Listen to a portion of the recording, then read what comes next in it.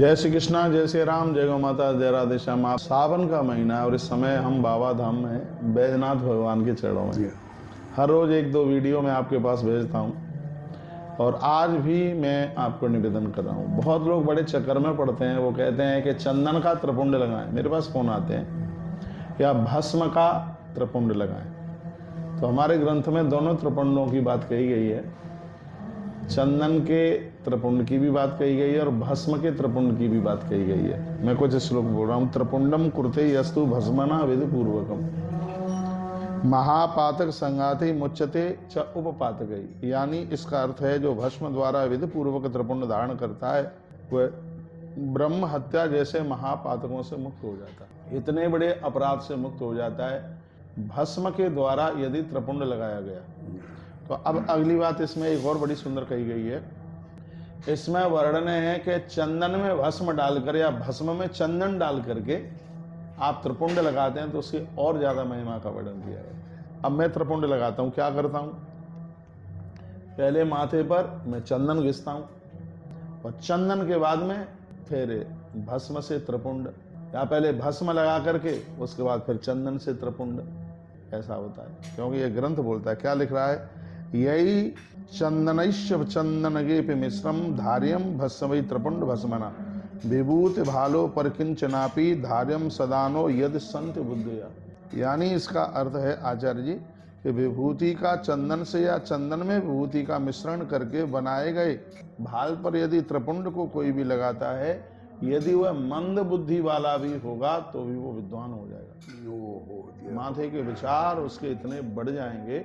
ये त्रिपुंड की बड़ी महिमा। इसकी पिछली वीडियो में मैंने बात कही गई थी, जो कंठ में रुद्राक्ष और भाल पर त्रिपुंड लगाता है उसको सभी नदियों में स्नान करने का फल प्राप्त होता है। तो इतनी ये बड़ी अद्भुत बात कही गई। लिखा है स्त्री भी त्रिपुंड आविदम धारणीयम भस्म दुजादि व्रथो विधवा विरेवम तद्वत सदा श्रमताम विशदा विभूति धायाप वर्ग फलदा सकला अगहंत्री।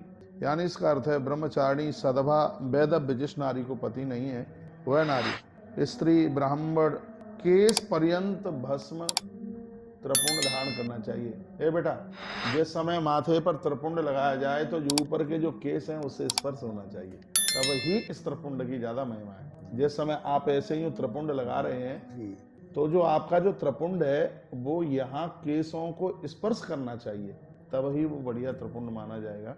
उसकी महिमा का वर्णन किया गया है। कहा कि केसों के बिल्कुल स्पर्श करते हुए त्रिपुंड लगाया जाए, केस पर्यंत त्रिपुंड लगाया जाए। इसी प्रकार ब्रह्मचर्य आदि आश्रमों में विद्या अध्ययन करने वाले जन गृहस्थ आश्रम में महादेव की पूजा बहुत ज्यादा है। इसलिए गोस्वामी ने अयोध्या कांड लिखा। अयोध्या कांड गृहस्थ आश्रम ही तो है।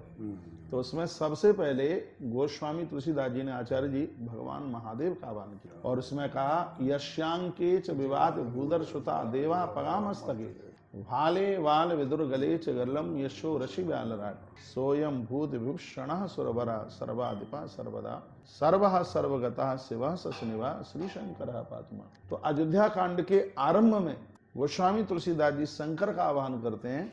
इसका मतलब वह है कि आप गृहस्थ आश्रम ठीक से तब जी पाएंगे कब?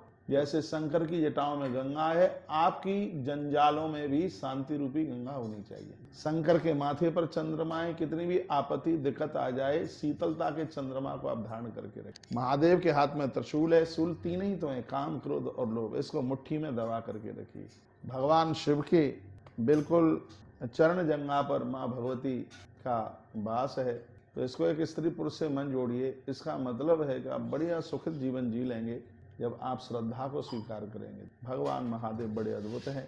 इस वीडियो में मैंने यह निवेदन किया कि लोग चक्कर में पड़ते हैं कि त्रिपुंड का किस चीज़ से लेपन किया जावे, चंदन से लगाएं या फिर भस्म से लगाएं। भाल पर दोनों ही चीज़ें होनी चाहिए, ठीक है।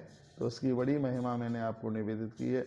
तत्रैव वो लोकावृत जावाल नोदिता ते विचार्यम पृथ्वीना ततो भस्मतो भवेत्। वृह जावालो उपनिषद में कहा गया है कि लोग ही उस यज्ञ के अधिकारी हैं जो प्रियतन पूर्वक भाल के ऊपर भस्म लगाते हैं। वही यज्ञ में बैठने के अधिकारी। यज्ञ में वही बैठेंगे जो भगवान महादेव को स्वीकार। हम लोग वृंदावन में रहते हैं, भगवान श्री कृष्ण के अनुयायी हैं और भगवान कृष्ण की सेवा पूजा का यह फल हमें मिला है कि हमने भगवान महादेव को स्वीकार किया। क्या इस जगह पर कोई शिव की कृपा के बिना आ सकता है? कोई नहीं आ सकता। आचार्य जी आप क्या बोलेंगे भगवान महादेव के बारे में, त्रपुंड के बारे में, भगवान शंकर की पूजा में आप क्या कहना चाहेंगे? महाराज जी, आपके शब्दों को सुनकर के हमको ऐसा आभास हो रहा है कि आज भारत के कोने कोने में हर व्यक्ति चंदन लगाना शुरू कर देगा, भस्म लगाना शुरू कर देगा, ब्रह्महत्या जैसे पापों को दूर करने के लिए। इसका महत्व है। आचार्य जी, अनजाने में इतने अपराध हो जाते हैं, पता भी नहीं लगता। देखो वो चंदन की महिमा में लिखा है, चंदनम महत पुण्यम सर्व पाप प्रणाशनम आपदाम अपहर्तारम लक्ष्मी तिष्ठति सर्वदा। चंदन का मातम। आज की युवा पीढ़ी को अवश्य में अपने देवी देवताओं से, अपने आराध्य देव से जरूर जुड़ना चाहिए। युवाओं के लिए क्या बोलेंगे आप? युवाओं के लिए, युवाओं का जो जीवन पर्यंत है, विद्या के लिए, यश के लिए, बुद्धि के लिए, इस चंदन से, रुद्राक्ष से आपने बताया है महाराज जी, उनका जीवन धन्य हो जाएगा। क्योंकि किसी को आज तक ये नहीं मालूम पड़ा था कि चंदन का क्या महत्व है, जबकि आपने बताया कि केसों का, केस भी स्पर्श होना चाहिए।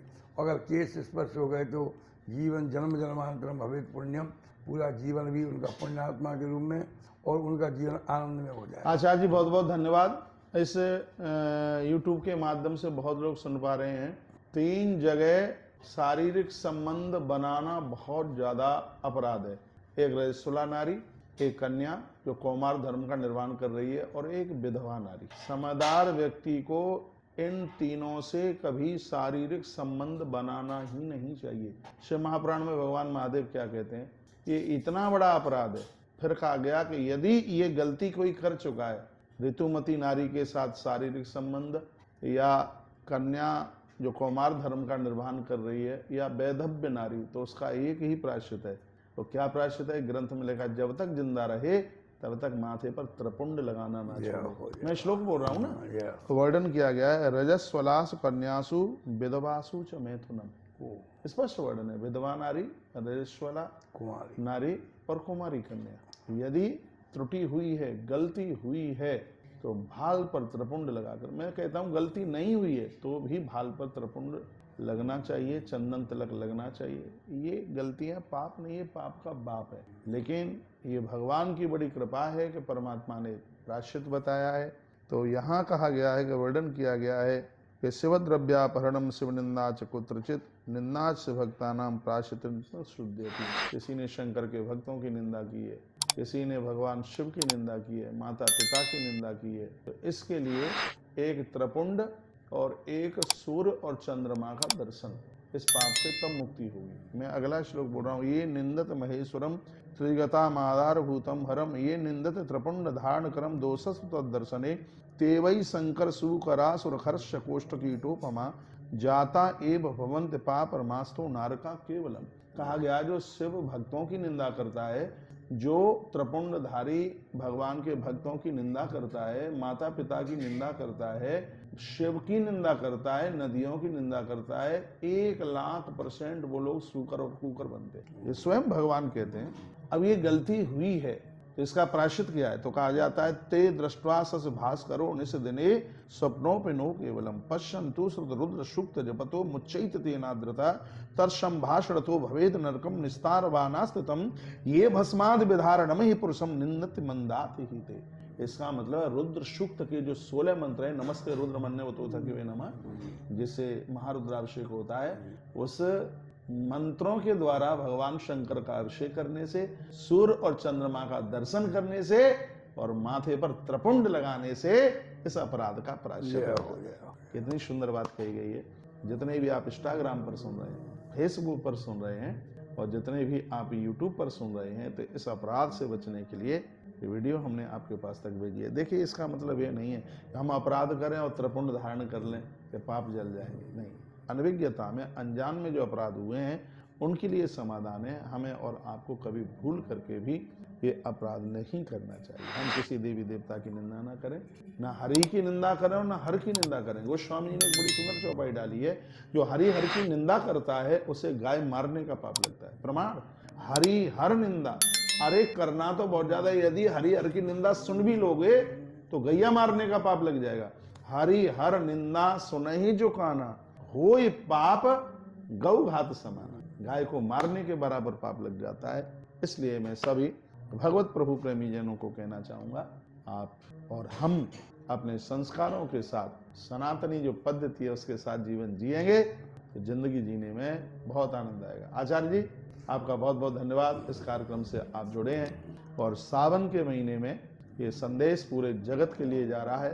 पूजा में जब बैठें तब हाल पर तिलक, चंदन, त्रिपुंड जरूर लगाइए। विशेष रूप से महादेव की पूजा में तो त्रिपुंड की आवश्यकता ही है। और इस वीडियो का एक सार यह भी है, चंद्र दर्शन भी करें, रोजाना सूर्य दर्शन करें। और आज ही आपने सुना है, यदि कुछ ऐसी गलतियां हो जाती हैं तो चंद्रमा और सूर्य का दर्शन करने से और भगवान महादेव का रुद्र सूक्त से महाअभिषेक करने से इस गलती का प्रायश्चित हो जाता है। बहुत बहुत धन्यवाद आप सभी भक्तों के लिए।